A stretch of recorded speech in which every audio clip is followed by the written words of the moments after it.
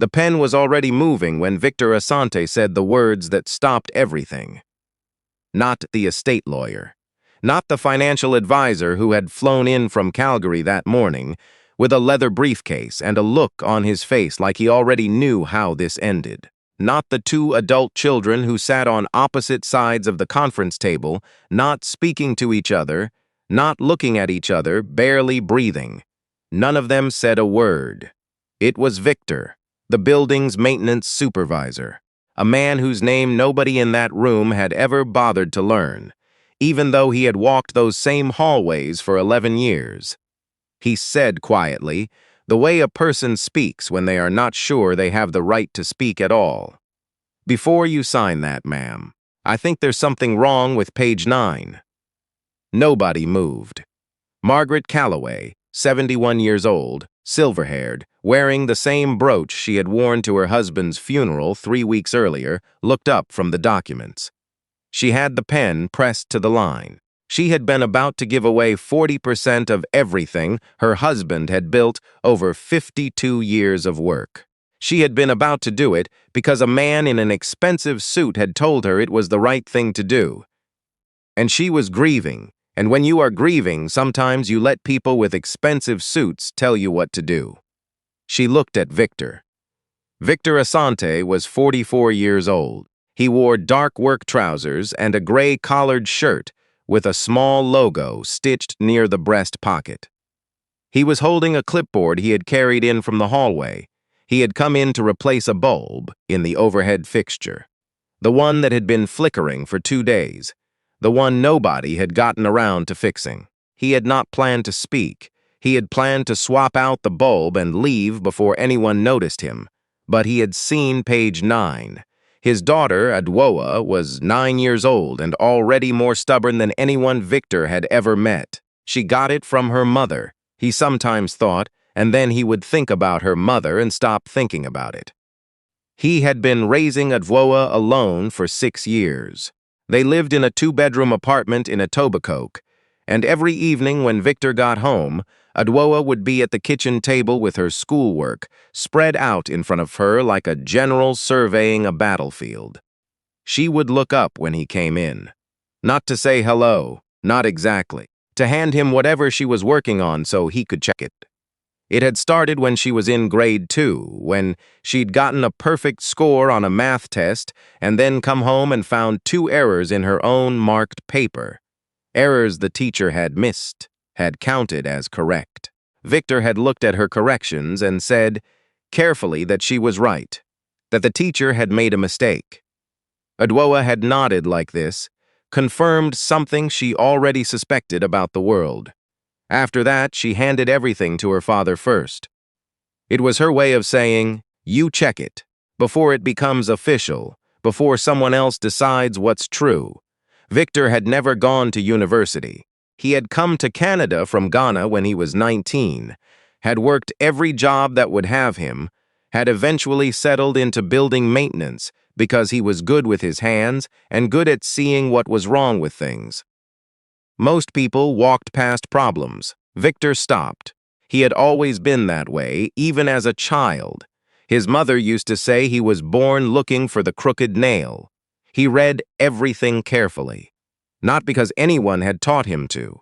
Because he had learned, early, that the cost of not reading carefully was paid by people who could not afford to pay it. The Calloway estate had been in that building for 40 years. Leonard Calloway had started a commercial property company out of a single rented office on King Street West, and had built it, slowly, into something that employed 63 people and held assets across 3 provinces. He had died of a stroke on a Tuesday in March, which was the kind of thing strokes did. They did not announce themselves. They did not wait for a convenient time. They arrived on ordinary Tuesdays and changed everything. Leonard had left a will. The will left everything to Margaret, which was straightforward. But Leonard had also left behind a complex web of partnership agreements, shareholder documents, and subsidiary arrangements that dated back 20 years. And those were not straightforward at all. His son, Douglas, 46, lived in Vancouver, rarely called, had arrived 2 days after the funeral with a copy of a partnership agreement that he said entitled him to 40% of the company's operating assets. His lawyer, a man named Pierce, had the kind of confidence that came from never having been wrong in front of someone who could correct him. He had presented the documents, explained the implications, and suggested, gently but firmly, that the cleanest resolution was for Margaret to sign over the assets in question now, before the estate went to probate, which would take months and cost more than anyone wanted to spend. Margaret's daughter, Fiona, 43, lived in Ottawa, called twice a week, had sat across the table from her brother with an expression that had moved, over the course of that morning, from disbelief to fury to something quieter and more frightening than either. She had her own lawyer present, a younger woman named Carling, who had spent the morning asking careful questions and getting careful non-answers. Margaret was tired. She was 71 years old, and she had been tired since Tuesday in March, and she did not know when she would stop being tired. She trusted Douglas, mostly. She did not entirely trust Pierce. But the documents looked right, and Pierce had walked her through them twice, and she did not have the energy to read them a third time. She had picked up the pen. Victor had come in at 2:17 in the afternoon. He had knocked. He had said, "Excuse me, just the light fixture." And Margaret had nodded, and he had stepped in with his ladder and his equipment, and everyone in the room had looked at him the way people look at maintenance workers. Which is to say, they had not really looked at him at all. He had become part of the room's furniture. Background. Necessary but invisible. He had set up the ladder near the window. The fixture was at the far end of the room, above the credenza where the documents were spread out. Nobody had moved the documents. There was nowhere else to put them, and Victor was not going to touch them anyway. But he could read upside down. He had learned to, years ago, from habit. When you worked in office buildings, you saw documents all day. You learned to read them the way you learned to navigate a space, automatically, without meaning to. Page 9 was facing him. It was a summary sheet. Partnership agreement, schedule of assets, column of values down the right margin.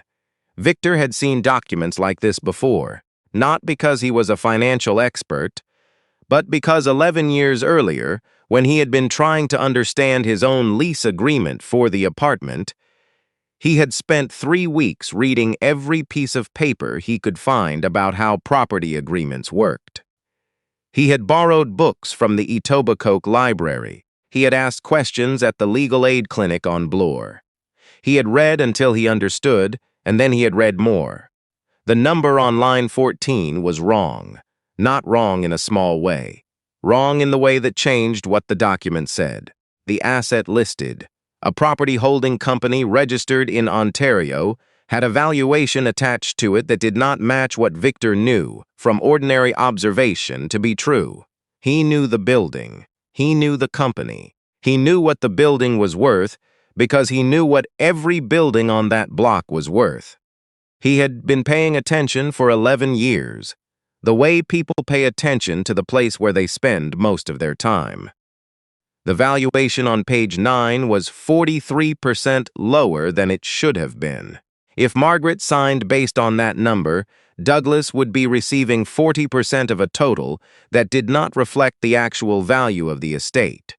He would be receiving, in effect, far more than 40% of what the assets were actually worth. Because the denominator was wrong. Victor stood on the ladder for a moment. He changed the bulb. He came back down. He stood there for a moment longer than he needed to. Adwoa handed him everything to check, every night at the kitchen table, because she had learned at age 7 that being right and being counted as right were two different things, and someone needed to look carefully at the gap between them. He said it. "Before you sign that, ma'am, I think there's something wrong with page 9. The room was not quiet in the way that comfortable rooms are quiet. It was quiet in the way that pressure is quiet, the moment before something gives. Douglas looked at Victor the way some men look at people they have decided do not count. It was not a cruel expression. It was something more automatic than cruelty. It was the look of a man who had sorted the world into people whose opinions mattered in rooms like this one, and people who did not belong in rooms like this one, and who had done that sorting so long ago that it no longer required any effort. He said, "Thank you," in a tone that meant the opposite. Pierce did not look at Victor at all. He spoke to Margaret. "Mrs. Calloway, perhaps we could." "Let him finish." Fiona said it. She was looking at Victor with an expression that was not warmth, not exactly, but was something careful and open. She had been looking for a problem in those documents since 9 a.m. She had felt something was wrong the way you feel a sound you cannot quite hear. "What did you find?" Victor stepped forward. He set the clipboard down. He pointed to page 9 without touching the document. "This property here, the Whitmore Holdings subsidiary. I know that building.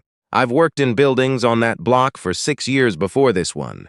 That valuation, it says $2.1 million.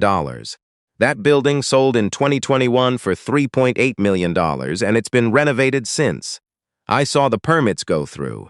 I know what renovations cost because I do this work. That number isn't right." Pierce turned, finally, to look at him.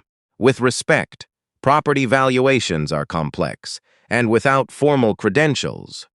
"With respect," Carling said, and she said it in a different register entirely, the way lawyers say things when they want you to understand they are not being respectful. "I'd like to see the sourcing document for that valuation. We requested it this morning and haven't received it." There was a silence. A different kind of silence now. Douglas said, "Pierce," and Pierce did not answer immediately, which was an answer. Margaret had not put down the pen. She was holding it, but she was looking at page 9, and she was looking at it the way she should have been looking at it an hour ago. She was 71, and she was tired, and she was not stupid. She had built a life with Leonard, and she knew what a wrong number looked like when someone finally pointed at it. She put down the pen. "I'd like to take a recess," she said, "and I'd like to see that sourcing document before we continue." It took 11 days. That is how long it took for Carling and the estate's financial team to go through the full documentation. 11 days, during which the signing did not happen, during which Douglas flew back to Vancouver and then flew back to Toronto, during which Pierce became less available by degrees, in the way that people become less available when they realize the ground has shifted. The Whitmore Holdings subsidiary had been valued by a firm that, it turned out, had a prior relationship with Douglas's business interests. The valuation methodology had errors, not the dramatic kind that end up in newspapers, but the quiet kind, the kind made of choices that could be defended individually and were indefensible in aggregate. Line items assessed below market, comparables selected from a different year, a footnote that redefined the scope of what was being valued. The actual value of the estate, properly assessed, was 31% higher than the number Pierce had presented. Douglas did not get 40% of a diminished pool. He received his appropriate share, which was governed, as it turned out, not by the partnership agreement at all, but by the original Articles of Incorporation, which contained a buyout clause that Margaret's own advisors had overlooked. Douglas's entitlement was significantly smaller than he had represented. The estate lawyer from Calgary, the one with the leather briefcase, was replaced. Carling was retained. The probate process moved forward correctly. Margaret Calloway did not cry when she was told the final numbers. She had already spent everything she had on grief in March. What she felt now was something different, harder and quieter, the particular feeling of a person who has understood that she was nearly deceived by someone she had trusted, and who has decided what to do with that understanding. She filed a formal complaint with the Law Society. She sent a letter to Douglas that Fiona told her later was the most precisely worded letter she had ever read. And she did one other thing. 3 weeks after the recess, Margaret Calloway walked downstairs at 4:30 on a Wednesday afternoon, which was when Victor's shift usually ended. She had asked at the building management office what time that was. She had written it on a piece of paper and put the paper in her cardigan pocket. Victor was in the maintenance room, completing his log. He looked up when she knocked on the open door. She was alone.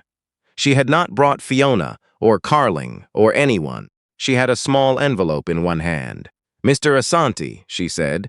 She had asked his name at the building management office as well. "Mrs. Calloway." He stood. Not because he thought he had to, but because she was older than him, and she was carrying something in her expression that was both formal and unsteady, like someone giving a speech they had practiced and still weren't sure would come out right. "I wanted to thank you," she said. "In person. I wanted to make sure I did it properly." Victor nodded once. "My husband," she said, and stopped. Started again. "Leonard would have wanted me to fight for what he built. I almost didn't. I was very tired." She said it plainly, without apology. "You were the only person in that room who wasn't there for his own reasons." Victor was quiet for a moment. Then he said, "My daughter checks my work too. She learned it from me. Someone taught her that things look right when they're not." He paused. "You have to check, that's all." Margaret held out the envelope. Inside was a letter, on estate letterhead, recommending Victor Asante to the building management company for a supervisory role that had been posted 3 months ago and that he had not applied for because he had not thought he would be considered. The letter was detailed. It cited specific things he had done and known over 11 years, and it spoke about him as someone who, as it said, sees what others don't take time to see. There was also a check. It was not a fortune. It was enough to put Adwoa in the music program at her school that she had wanted since September, and that had a fee Victor kept meaning to look into. He looked at the check. He looked at the letter. He did not say thank you immediately. He took a breath first, the way a person does when they have been surprised by something they have wanted for a long time, but trained themselves not to want too obviously. "She'll like this," he said finally, meaning Adwoa and the music program. And Margaret understood without him explaining. Victor got the supervisory position. The interview was in April, on a morning when the building smelled like the radiators had finally been cleaned, and the light was coming in flat and bright off the lake the way it does in early spring in Toronto. He wore the jacket he kept for things that mattered. The panel asked him why he had spoken up in that conference room. He thought about Adwoa at the kitchen table. He thought about the books he had borrowed from the Etobicoke Library. He thought about his mother's voice saying he was born looking for the crooked nail. He said, "Because I knew the number was wrong, and knowing something and saying nothing means the wrong thing wins. I'm not good at letting wrong things win." They wrote that down. Fiona Calloway sent him a card when she heard about the position. It was a plain card, the kind you buy at a drugstore, and she had written 3 sentences inside. "I told my mother there are only a few kinds of people in the world, the ones who take, the ones who look away, and you." Victor taped it to the inside of his locker. He did not know why, exactly. It was not the kind of thing he usually did. But Adwoa had started asking him about his workdays recently, wanting details, and he thought maybe one day she would come and see where he worked, and he would show her the card, and it would be a way of explaining something to her that was difficult to explain directly, that some rooms do not want you. And you go in anyway, because someone has to check the number. Because the wrong thing does not deserve to win, just because the right person stayed quiet. He checked the card was straight, closed the locker, and went upstairs to start his shift.